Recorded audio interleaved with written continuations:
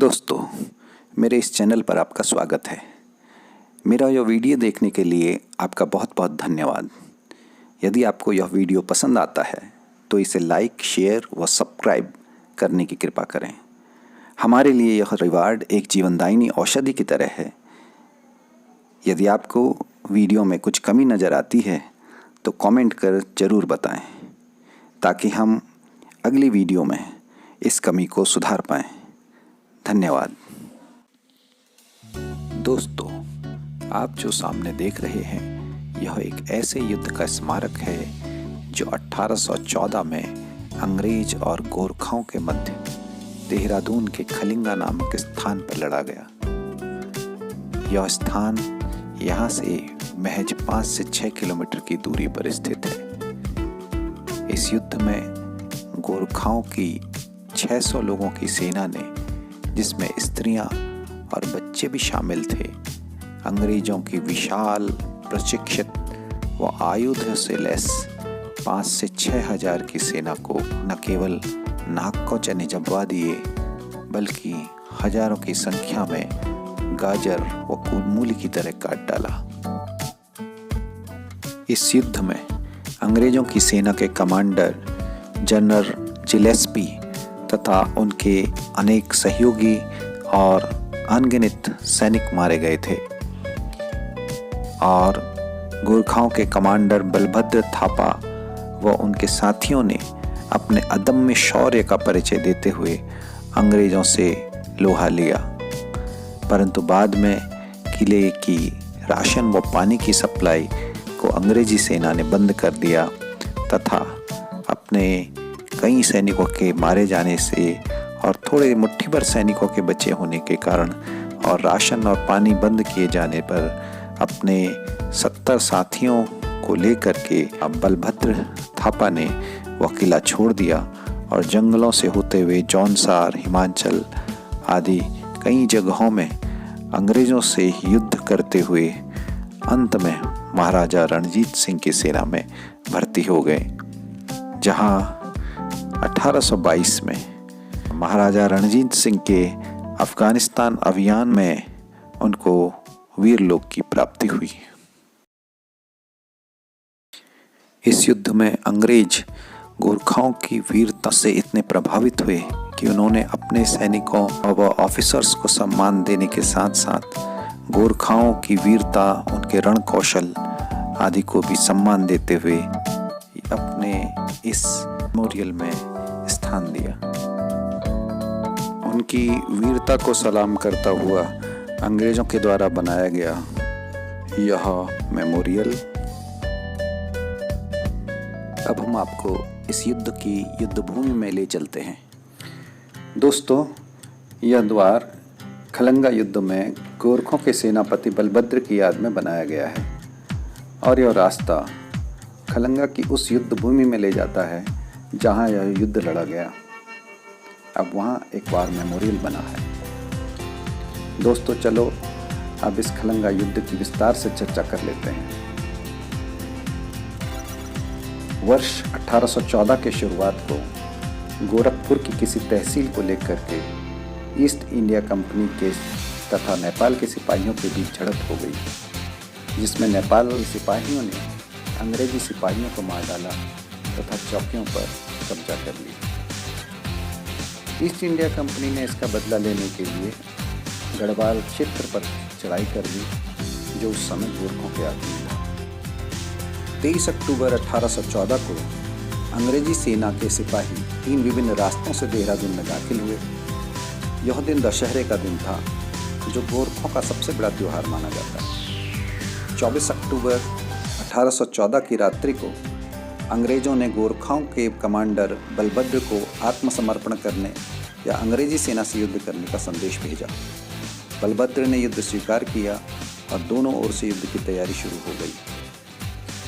अंग्रेजी सेनापति general Gillespie ने युद्ध स्थल का निरीक्षण कर युद्ध की योजना तैयार की और 31 अक्टूबर की सुबह 8 बजे गोरखाओं पर तोप, बंदूकों आदि से हमला शुरू कर दिया। जिलेस्पी ने 3 ओर से गोरखाओं के खलंगा पहाड़ी पर स्थित किले पर आक्रमण कर जीतने का प्लान तैयार किया था। अंग्रेजों की एक टुकड़ी नीचे घाटी से ऊपर गोरखों के खलंगा पहाड़ी के किले को फतह करने की कोशिश करती तोप से गोले बरसा रही थी। दूसरी और तीसरी टुकड़ी पीछे जंगलों से होती हुई किले को जीतने के लिए आगे बढ़ रही थी। इन सब टुकड़ियों में 5 से 6 हजार से सैनिक थे। दूसरी ओर गोरखा, जिनकी संख्या स्त्री और बच्चों को मिलाकर महज 600 से 700 के आसपास रही होगी, युद्ध के लिए मोर्चा संभाले हुए थे। उनके पास बहुत कम बंदूकें व आधुनिक हथियार थे। अधिकतर वे धनुष, बाण, खुखरिया, भाले, कुल्हाड़ी, पत्थर आदि से युद्ध में मोर्चा संभाले थे और ऊपर किले से नीचे से हमला कर रहे अंग्रेजी सैनिकों पर निशाना साधकर पत्थरों, तीरों व बंदूकों से हमला कर उन्हें मौत के घाट उतारते चले जा रहे थे। पीछे जंगलों से आती अंग्रेजों की सेना को गोरखा ट्रैप में फंसाकर वृक्षों पर पत्तों के बीच से छिपकर तीरों से हमला कर तथा फंसे अंग्रेज सिपाहियों पर खुखरी से वार कर मौत की नींद सुलाते जा रहे थे। अंग्रेजी सेना गोरखों के विकराल आक्रमण से घबरा गई थी। जनरल जिलेस्पी इस स्थिति से बौखला गया और युद्ध में सैनिकों का हौसला बढ़ाने आगे आकर युद्ध का निर्देशन करने लगे। तभी किले से बंदूक की एक गोली आकर उसके सीने पर लगी और वह मौत की नींद सो गया।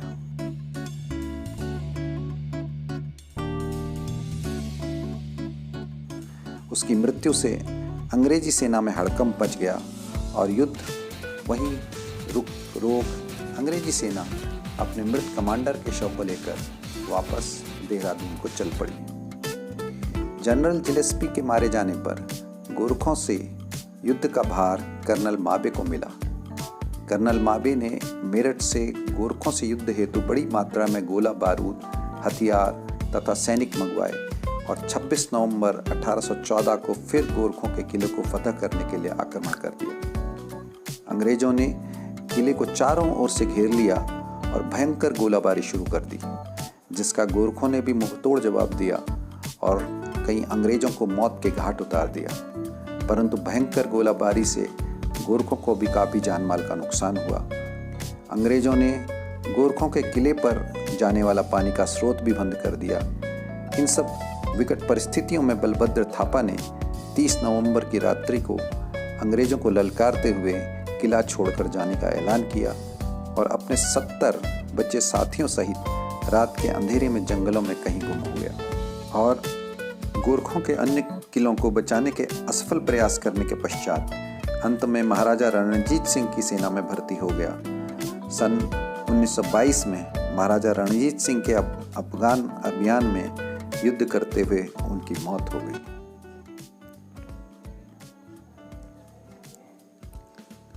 इधर अगले दिन अंग्रेजी सेना ने किले पर प्रवेश किया और वहां गोरखों के मृत शरीर व कुछ घायल पुरुष, स्त्री व बच्चों के अतिरिक्त उन्हें कुछ नहीं मिला। अंग्रेजी सेना ने पूरे किले को तोड़कर मिट्टी में मिलाकर उसका नामो निशान मिटा दिया। यहाँ का युद्ध तो खत्म हो गया था, परंतु बाहर गोरखे व अंग्रेजों के बीच युद्ध बंद नहीं हुआ था। गोरखे अंग्रेजों पर लगातार आक्रमण करते रहे। 2 दिसंबर 1815 को अंग्रेजों ने नेपाल के राजा के साथ संगोली में एक संधि की, जिसके बाद अंग्रेज गोरखा युद्ध समाप्त हो गया।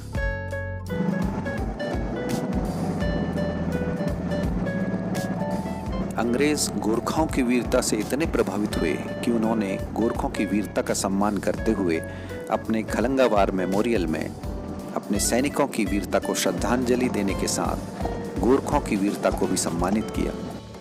किसी दुश्मन के द्वारा अपने दुश्मन की वीरता का सम्मान बहुत कम ही देखने को मिलता है। अंग्रेजों ने गोरखों को अपनी सेना में भी भर्ती कर लिया और एक अलग गोरखा रेजिमेंट की स्थापना की। इस वीरता से प्रभावित होकर ब्रिटेन की सेना में भी गोरखों की एक रेजिमेंट की स्थापना की गई।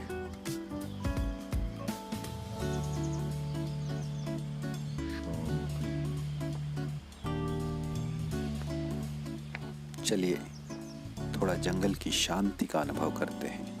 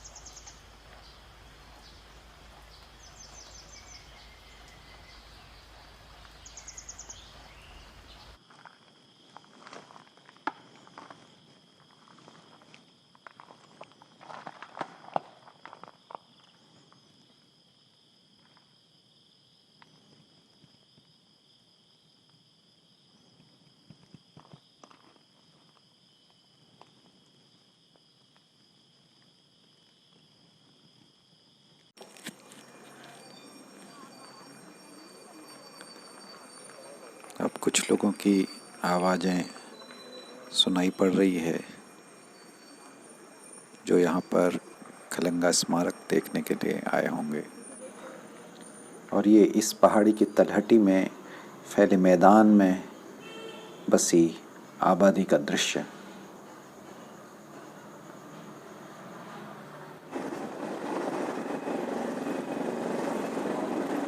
अब सामने हम पहुंच चुके हैं खलंगा स्मारक।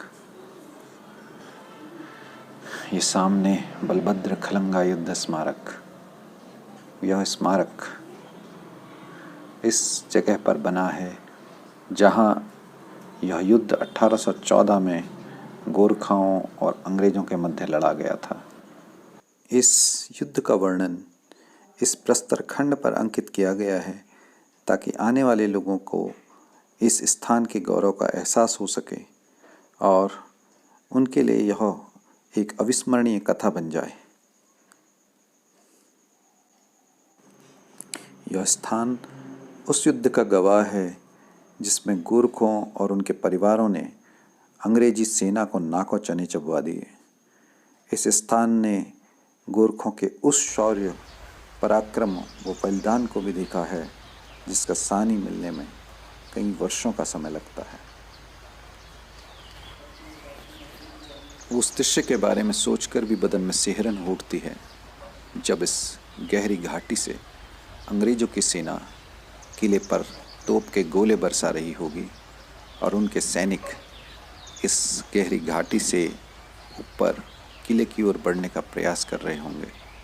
ये पूरा इलाका बंदूकों, तोपों तथा सैनिकों के कोलाहल से गूंज रहा होगा और यहाँ ऊपर से गोरखा औरतें, बच्चे तथा युवा भाग भाग कर उन्हें रोकने के लिए पत्थर, तीर, बंदूकों व गोलियों की वर्षा कर रहे होंगे।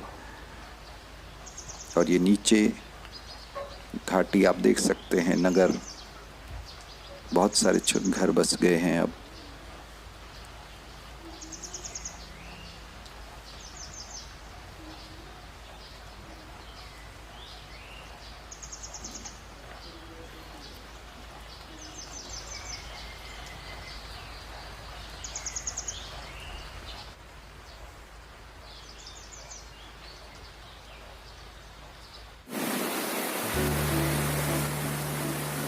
और ये बारिश, वापस जाते समय हम जो है रास्ते में बारिश में फंस गए और एक छोटे से रेस्टोरेंट है जो कि टेम्परेरी बना हुआ था बाम्बू और तिरपाल की सहायता से। उस रेस्टोरेंट पर हमें आश्रय मिला इस बारिश से बचने का। घनघोर बारिश में ये जंगल और भी खूबसूरत लगते हैं। ये देखिए पानी का बहाव।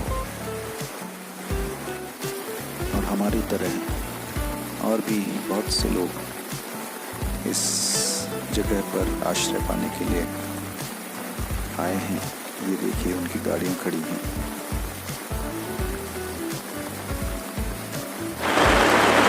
हरे जंगल के बीच हम फंस चुके हैं भयंकर बारिश में।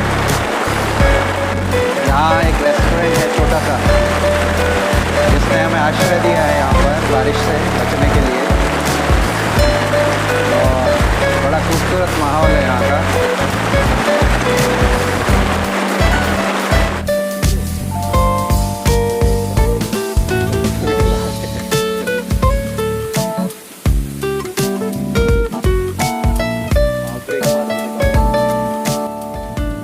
बारिश बंद होने पर अब हम निकल चुके हैं अपने घर की ओर। बारिश में भीगी ये सड़कें और सड़कों पर बहता ये पानी। जिंदगी का सफ़र भी इस पानी की तरह है, बहते बहते न जाने कहाँ कहाँ से होकर गुजरना पड़े किसको पता है, परंतु बहना है और बहते जाना है। आज के इस मेमोरियल को देखकर तथा रास्ते के इस खूबसूरत सफ़र को मेरे साथ करते हुए और ब्रिटिश गोरखा युद्ध की घटना की कहानी सुनकर आपको कैसा लगा कमेंट कर जरूर बताएं। साथ ही मेरे चैनल को सब्सक्राइब से जरूर करें ताकि मैं आपके लिए देहरादून के अन्य स्थलों की वीडियो बनाने के लिए उत्साहित हो सकूं।